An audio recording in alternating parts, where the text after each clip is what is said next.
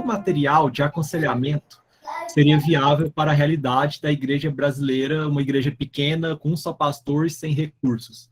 E aí eu queria aproveitar a pergunta dela e expandir um pouco mais isso, para saber o que de literatura você indica, para além do que a gente está lendo aqui no INC, né, o Lambert e o Václav, teria alguma outra sugestão sua, ou algo que você está lendo para além disso também?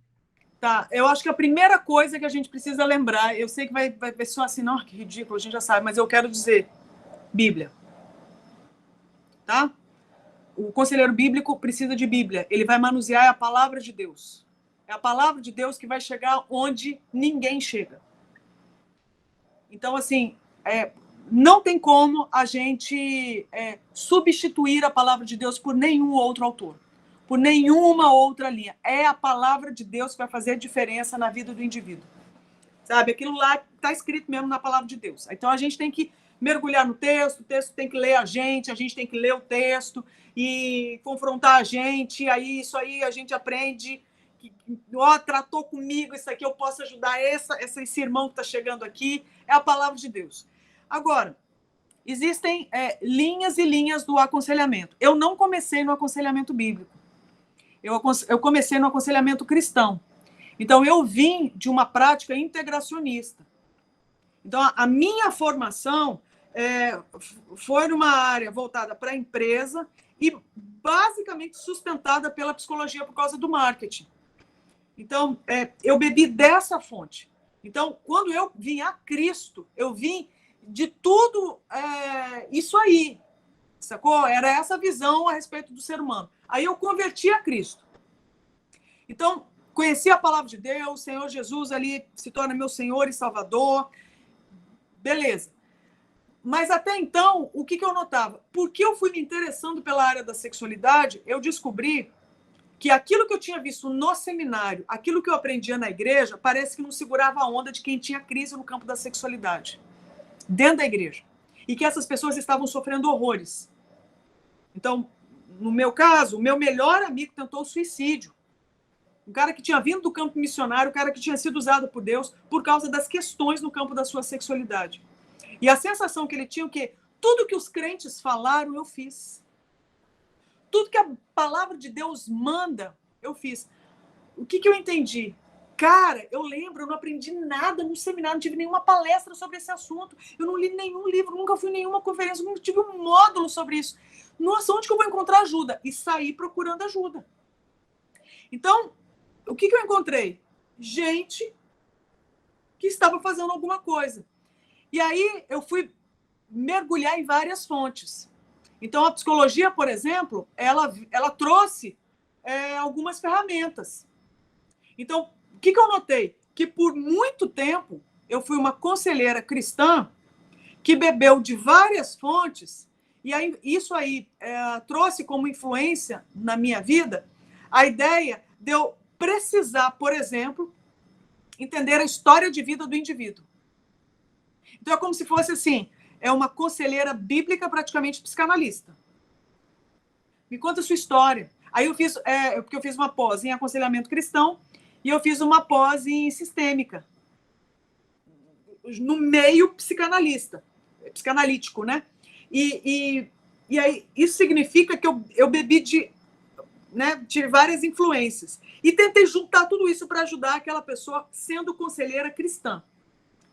Então, eu fui me tornando, digamos assim, muito rápida, muito ágil para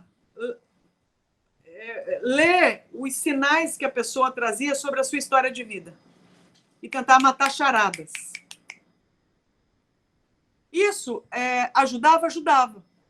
Até que os anos foram passando, eu falei assim, cara, tem mais coisa. Porque a gente já investigou isso, a gente já tratou isso, a gente já isso. Mas ainda está faltando alguma coisa. O que faltava? A antropologia bíblica, que posicionava o coração no lugar certo. Então, você pode se tornar um especialista na história de vida da pessoa, mas existe uma história anterior à história de vida da pessoa, que é a história da criação, da queda, da redenção em Cristo e da que há de se cumprir na consumação. Não dá para você alocar bem a história de vida do indivíduo se você abre mão da metanarrativa. Não dá. Aí você aposta todas as suas fichas nas pistas que a pessoa traz sobre a sua vida. Entende? A infância, a gestação, e não sei o quê, e não sei o que lá, o contato com a pornografia, o divórcio, o luto, a perda, o afastamento, o bullying. Compreende? Aí você aposta todas as suas fichas naquilo ali para matar charada sobre o ser humano.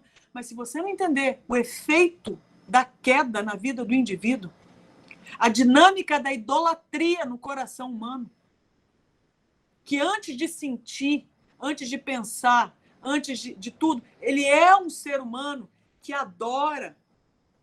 Isso só a palavra de Deus apresenta sobre o ser humano. Só a palavra de Deus apresenta. Então, por quê? Porque a palavra de Deus ela é superior a tudo que as mentes mais brilhantes na história da humanidade sacaram pela sua observação. Então, a palavra de Deus ela já entrega a central que comanda o ser humano, ela já explica como que essa dinâmica funciona, que é o coração, e ela já apresenta, inclusive, qual é o plano para resolver a parada. Entende? Numa pessoa que não é o terapeuta e não é o conselheiro, é o próprio Cristo. Ou seja, é acessível. Então, eu tenho muita esperança com relação... A igreja ela pode ter só o pastor, ela não tem recurso nenhum, mas o cara tem Bíblia, pô. O cara tem o Espírito Santo. O cara tem gente. O cara tem o quê? Experiência, tem sabedoria da comunidade. E ele pode ir atrás de autores. Então, assim, eu não comecei no bíblico. Eu testei todos os outros. Eu testei, por exemplo, o integracionista. Aí eu vi que tinha mais coisa. Aí eu migrei para o bíblico. Então, eu tenho gratidão por várias fontes de conhecimento. Mas eu não tenho a menor dúvida de que o mapa está na palavra de Deus. Entende? Eu gosto do Paul Tripp. Eu gosto demais. Vocês falam do Lambert, né? Para mim, ele tem o melhor livro sobre aquilo que popularmente se chama de vício sexual, que é o Finalmente Livre, que eu acho que é dele, né? É dele, não é? Ou estou enganada? Não é dele. Sim, é dele. Eu gosto... O Vadislau, para mim, é o cara que sacou sobre a questão de sexualidade. E tem um livro novo que a Nutra lançou agora sobre... É que eu puxo muito para a questão da sexualidade, né? Vocês me perdoem, mas a boca fala que o coração está cheio, não é? Que é o John Street, que lançou Paixões do Coração. Para mim, é o livro que serve de cabeceira para você estudar a questão do aconselhamento na área da sexualidade, por exemplo. Então, eu acho que são boas fontes. Acho que a Fitzpatrick, acho que a Rosário...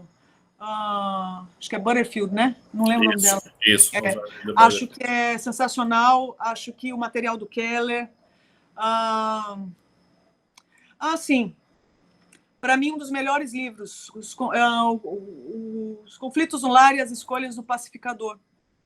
Sensacional.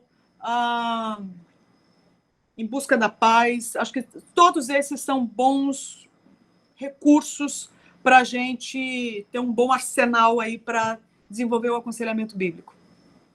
As pessoas vão estar bem assistidas, eu diria.